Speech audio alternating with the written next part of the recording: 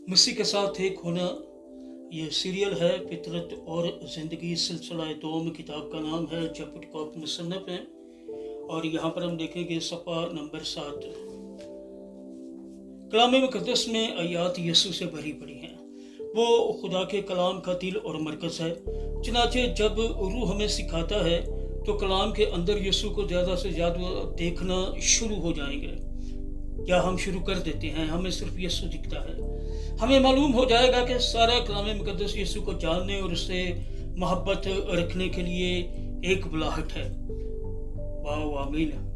और आगे seeing spiritual रूहानी नज़र, हवाला है पहला करंथियों और 2 बाब है 12वीं आयत से 14वीं आयत तक। खुदा के कलाम में यूं मरकूम है, मगर हमने ना दुनिया की रूह बल्कि वो रूह पाया है जो खुदा की तरफ से है, ताकि उन बातों को जाने जो खुदा ने हमें इनायत की हैं। और हम उन बातों को उन अल्फाज में नहीं बयान करते जो इंसानी हिकमत ने हमको सिखाए हों, बल्कि उन अल्फाज में जो रूह ने सिखाए हैं, और रूहानी बातों का रूहानी बातों से मुकाबला करते हैं। खुदावंद के पाक कलाम के पढ़े सुन जाने पर उसकी बरकत नाज़िल हो। सब कहिएगा आमीन। खुदावंद का शुक्र हो। जब हम यीशु के बारे में और उसमें अपनी मेरास के बारे और सीखते हैं तो हम कलाम मुक़द्दस की और रूहानी हकीकत के बारे में मज़ीद सीखेंगे, या हकीकत के बारे भी मज़ीद सीख सकते हैं। अलबत्ता ये इबारत ज़ाहिर करती है कि खुदा की और रूहानी चीज़ें रूहानी तौर पर शनाख्त की जाती हैं। जब, या यूँ कहिए कि सिर्फ खुदा का रूह ही कलाम की रूहानी गहराई को ज़ाहिर करता है, कर सकता है, हमें बताता है और हमें बता सकता है कि उसका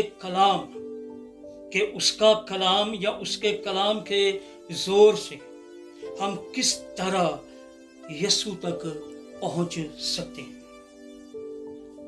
अगला हवाला नोट फरमाइएगा। लूका की अंजील 24 बाब 45वीं आयत है, और खुदावंद के कलाम में यूं मरकूम है, फिर उसने उनका जहन खोला ताकि किताब मुक़द्दस को समझे। खुदावंद के पाक कलाम के पढ़े सुन जाने पर उसकी बरकत नाज़िल हो। सब कहिएगा आमीन। खुदावंद का शुक्र हो। ज़रूरत है, इस बात की ज़रूरत है कि जिस तरह यीशु ने शागिर्दों के जहनों को लिया, उसी तरह हमारे जहनों को भी ले, ताकि हम उसके कलाम को समझें। मसीह के साथ एक होना सीरियल है। फितरत और ज़िंदगी सिलसिला टोम किताब नंबर 2 है। जब मुसन्नफ प्रोड्यूसर इमानुएल अस्लम, आवाज़ में शाहदा शौकी, सफ़ा नंबर 7 है।